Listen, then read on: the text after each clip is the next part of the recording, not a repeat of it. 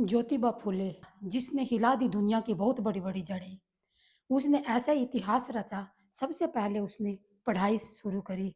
पहले लड़कियों को कहीं न कहीं पढ़ने नहीं दिया जाता था, महिलाओं को पढ़ने नहीं दिया जाता था, तो वो अधिकार देने वाले कौन-सा व्यक्ति था? तो वो था ज्योतिराव फुले और उनकी पत्नी सावित्रीबाई फुले। आज उनके जन्मदिन पर हम हार्दिक शुभकामनाएँ करते हैं। जब समाज अंधकार में डूब रहा था, तो डूबते को तिनके का सहारा इसी ने दिया था। जब शिक्षा अमीरों और उच्च जाति के लोगों के पास होती थी, तो कहीं न कहीं इसी ने शिक्षा का प्रावधान किया था।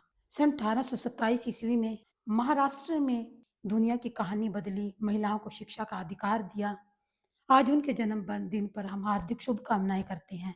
लेकिन उसने शिक्षा को अपनी कमज़ोरी नहीं माना, उसने अपनी शिक्षा को एक ताकत माना था और महिलाओं को ऊपर तक लेकर गया। आज जो महिलाएँ बटर-बटर बोलती हैं, सोशल मीडिया पर बैठ कर के, वो ऐसे नहीं बोल पाती थी, उनको तो घर से बाहर भी निकलने नहीं दिया जाता था। वो अंधकार में डूबी रहती थी।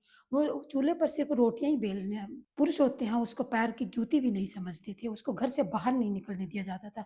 ऐसे में ताकत बनकर कौन उभरे?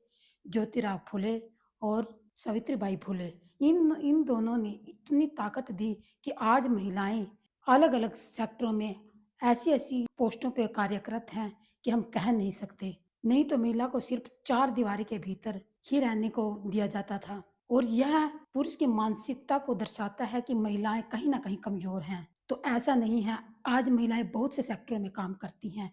किसके कारण? ज्योतिराव फुले और सावित्रीबाई फुले के कारण। और उनको आज़ादी देने का कार्य किया था, तो बाबा साहब भीमराव अम्बेडकर ने किया था। जब वो स्कूल में जाते थे, तो उन पर पत्थरों से पत्थर फेंके जाते थे, कीचड़ फेंका जाता था, लेकिन वो पीछे नहीं हटे, डटे रहे और आज उनका नाम इतिहास में अमर हो गया, जिसका एक ही मकसद था, समानता, शिक्षा का अधिकार देना। अगर आज हम पढ़ पा रहे हैं, अगर आज हम बोल पा रहे हैं, अगर हम आज शिक्षा प्राप्त कर रहे हैं, तो वो उन्हीं की देन है। ध्यान रखना, क्रांति कभी सिर्फ तलवार से नहीं लड़ी जाती, वो एक कलम से भी लड़ी जाती है। ज्योतिबा फुले की कहानी जिसने कहीं न कहीं समाज और इतिहास की जड़ें को हिलाकर रख दिया। तो आज की वीडियो में इतना ही। उनको नमन है, धन्यवाद, उनके जन्मदिन पर शुभकामनाएँ।